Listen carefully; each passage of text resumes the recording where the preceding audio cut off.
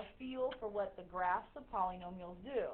And what I've done, got listed here, is I've drawn you'll notice I started out, technically f of x equals 2 is a polynomial. It's a one-term polynomial. Yes, it's technically x to the 0 power. We know if you graph f of x equals 2, it's just a horizontal line. We know that if I move up to the next one, 2x plus 3, that's mx plus b, that's a line. You guys have done lots of linear stuff before. Since November, you now know what quadratics are, anything with x squared, and you get parabolas. Okay, but then, what happens when you start kicking to higher powers? X cubed, x to the fourth. If it's x cubed with other terms in it, suddenly you start getting, I think of polynomials near the roller coaster graph. They're smooth, nice curves, but they're roller coasters. When you graph a polynomial, you're going to get something that would make a great roller coaster. Okay, but we're looking for a pattern here. Yeah, x cubed, we know every x squared is going to be a parabola. X cubed can have a lot of variations because you can have more terms in there that change where the curves go. So it's not, I can't say every x cubed looks like this exact thing, but it has some common characteristics. And I have them listed over here on the right-hand side, the things I want you to notice. First of all is the number of x-intercepts. Okay. The constant one that had no x on it at all, does it cross the x-axis? No. So it has 0 x-intercepts. Give me a color. So the x-intercepts, there's 0 of them. Okay, how many times does the line cross the x-axis? Once. It's got 1 x-intercept. The quadratic can cross 2. Now, does it have to cross twice? Does every parabola cross twice? No, because it might be up above the axis. So 2 is the most it could cross. The cubic one is crossing 1, 2, 3 times. Could cross less, but it could never go more. X to the fourth is crossing 1, 2, 3, 4 times. Does anybody see a pattern there? What tells you how many x-intercepts there could be?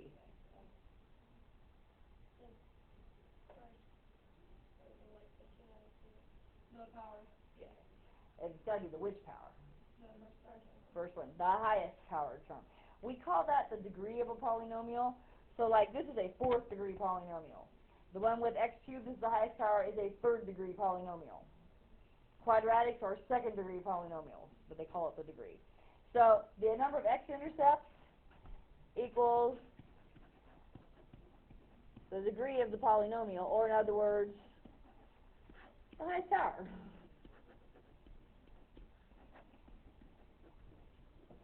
So whatever the highest power is, that's how many times it could cross. Now, the other thing you need to recognize, where it crosses the x-axis is where it equals 0, right?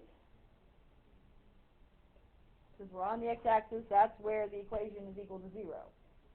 So in other words, those are the solutions. When you set this equal to 0, if you try to solve it, those are the solutions.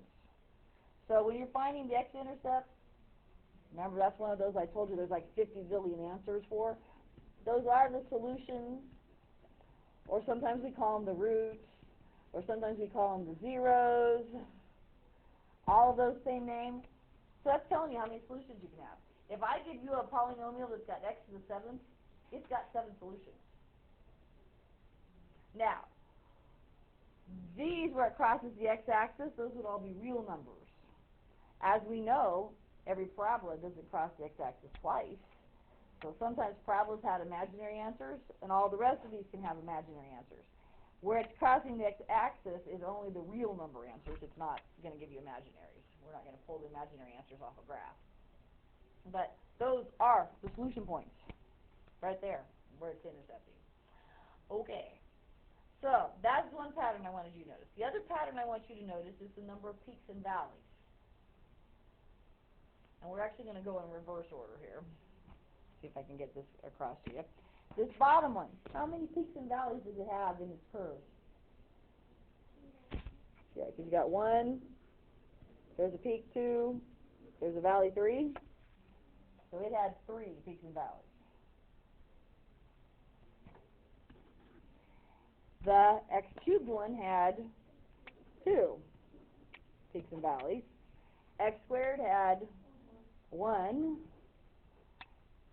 X to the first, did it have a peak or a valley? No, it didn't. It had 0. So, what pattern are you seeing there?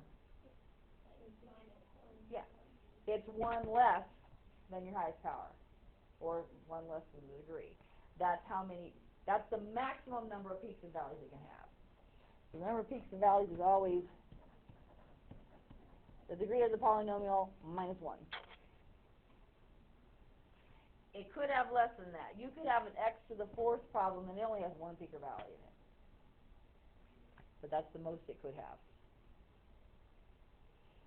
Okay.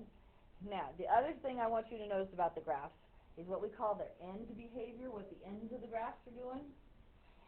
And the ends of the graphs are either going up to infinity or down to negative infinity. Okay. When it's x to the first power here, the line, you've got one end going down to negative infinity, one end going up forever to positive infinity. When it's squared, where are both ends going? Both ends are going up. When it's cubed, where are your ends going? That one's coming down, that one's going up. Anybody see a pattern here? Even numbers are going up. Yeah. X squared, x to the 4th, their ends are both going upward. You got both ends going the same way if it's an even power. If it's an odd, I should say odd degree, it's the highest power that matters. On the odd ones, they're going one in each direction. So if it's an odd degree, the ends go in opposite directions.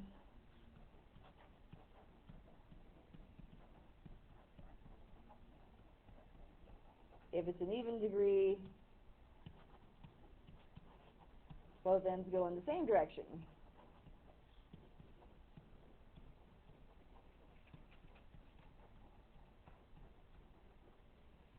So if you're looking at a graph of a polynomial, if you're taking the ACT and they give you a graph and say, which one of these equations might be the graph of this, or the equation of this graph? You can narrow it down real quick. If both ends are going the same way, you know it's an even power. Okay, now, the other thing I want you to notice on the odd ones, which end's usually going down and which end's usually going up? Yeah. To me, it's logical. The negative side is going down. The positive side is going up. That's normal.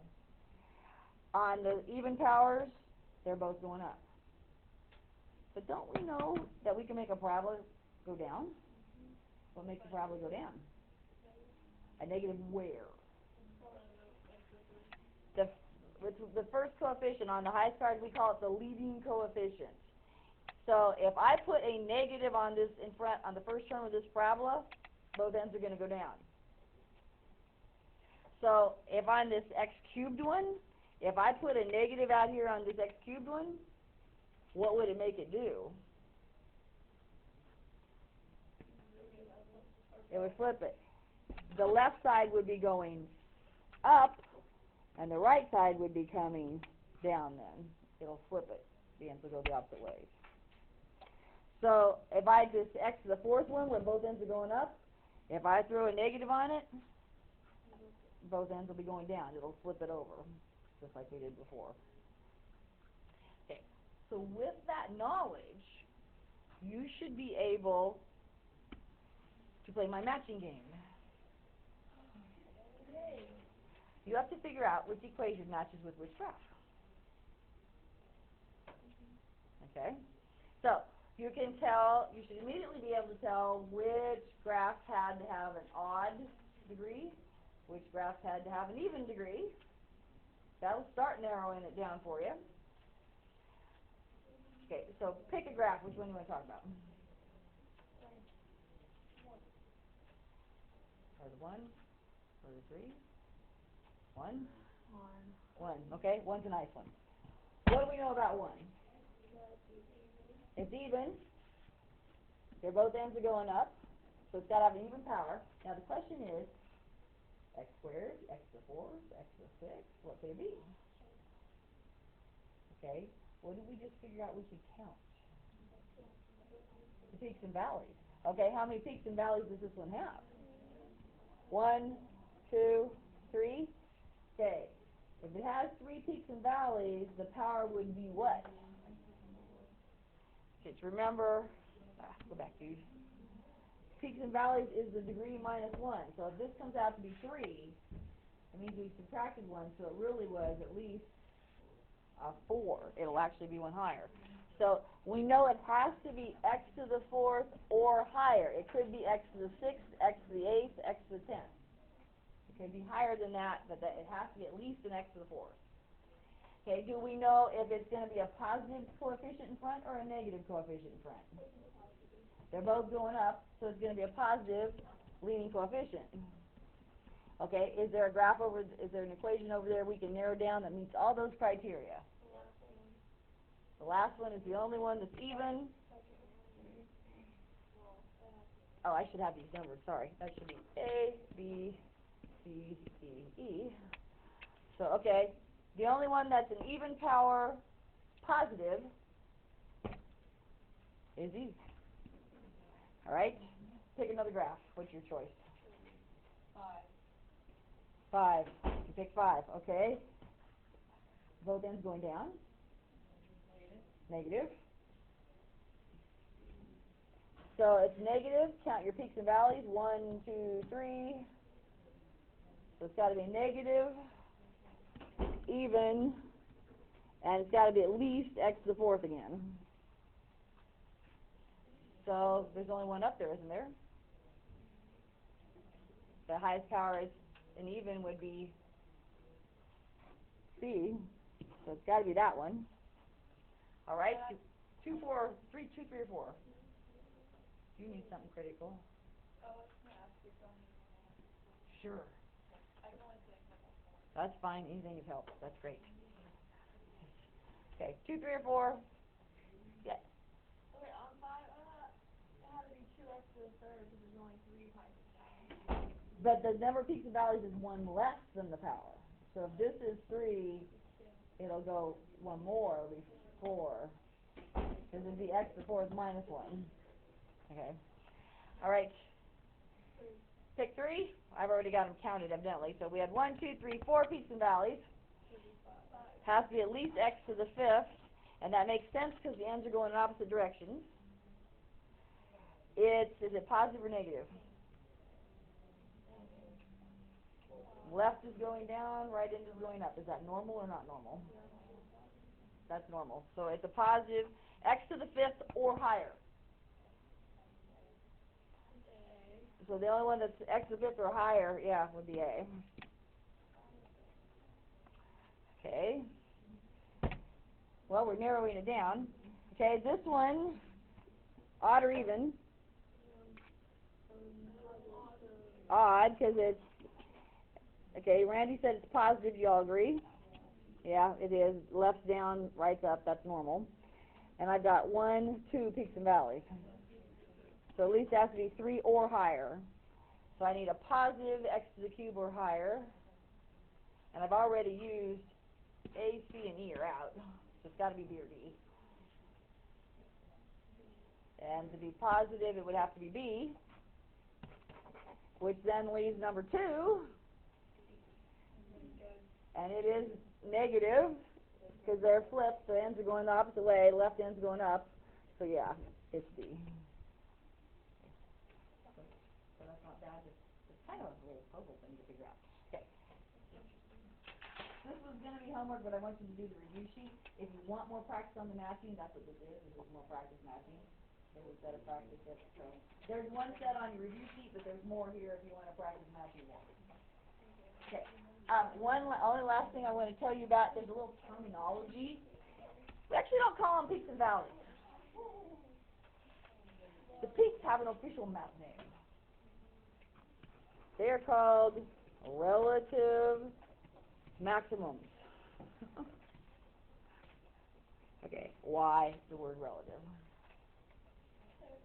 Relative means compared to. So they are, like point A here is a relative maximum. Compared to the points on either side of it, it's a maximum. Is C a relative maximum? Compared to the points on either side, is it highest? Compared to the points to the left and to the right? Yeah, I know, I mean just right immediately on either side of it, right close to it, it's a high spot. So any high spot is a maximum. So A and C are relative maximums. Do we have, what do you guess the values are called?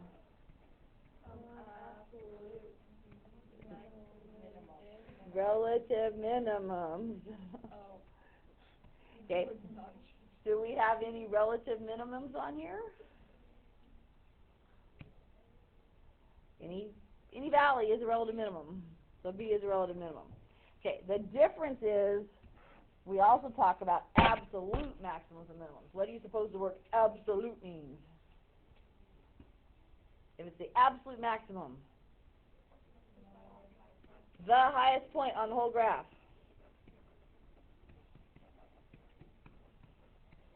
So now look at that graph. What is the absolute highest point on the whole graph? A. A is the highest point on the whole graph. So you would say my absolute maximum is A. Okay. Absolute minimum. Is it B? No, it's the one scale off of B. Because what do these ends mean? So it keeps going down. They keep going down forever, don't they? So therefore, what's the lowest point?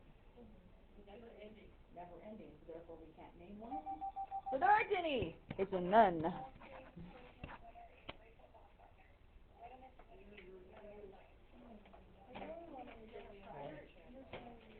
Oh, thank you. Oh, yep, you're good. Well, we're